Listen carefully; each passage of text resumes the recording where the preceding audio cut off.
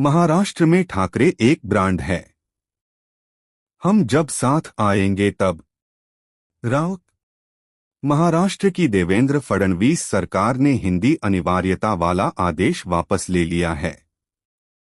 विपक्ष का दावा है कि उनके दबाव में आकर सरकार को अपने फैसले से पीछे हटना पड़ा। इस बीच उद्धव ठाकरे गुट के सांसद संजय राउत का बड़ा बयान सामने आया है। उन्होंने बिना नाम लिए महायुति सरकार पर निशाना साधा है। संजय राउत ने कहा, हम जब जब साथ आएंगे आपको पीछे हटना पड़ेगा। अब देखिए महाराष्ट्र में आगे आगे होता क्या है। संजय राउत ने कहा, महाराष्ट्र में ठाकरे एक ब्रांड है। राज ठाकरे और उद्धव ठाकरे ने जब संयुक्त मार्च निकालने की घोषणा की तो सरकार सत्ते में आ गई। महाराष्ट्र के कोने कोने से लाखों लोगों के आने की उम्मीद थी। समिति अब क्यों बनाई गई? दोनों ठाकरे भाइयों ने यह स्पष्ट कर दिया है कि हम तीसरी भाषा स्वीकार नहीं करेंगे। मराठी लोगों की एकता देवेंद्र फडणवीस की इच्छा पर निर्भर नहीं है। अगर देवेंद्र फडणवीस और प्रफुल्ल पटेल, मिंधे, हसन मुशर्रफ एक साथ आ सकते हैं तो दो भाइयों के एक साथ आने पर आपके पेट में दर्द क्यों होता है? संजय राउत ने कहा, आपने सरकार बनाने के लिए जो भ्रष्ट हथकंडे अपनाए हैं उन पर अपनी राय जाहिर करें।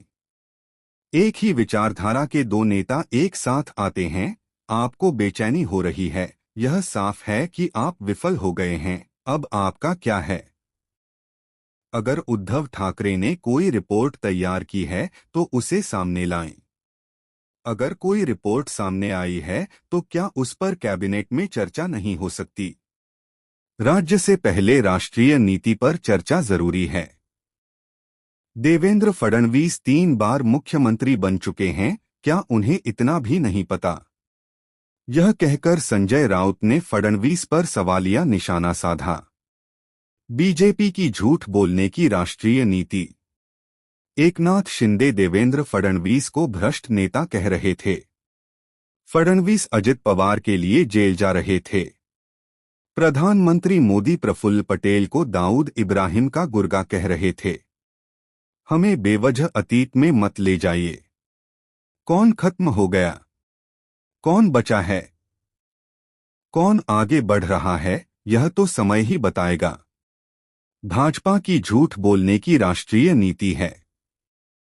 महाराष्ट्र की जनता इसी के अनुसार काम कर रही है।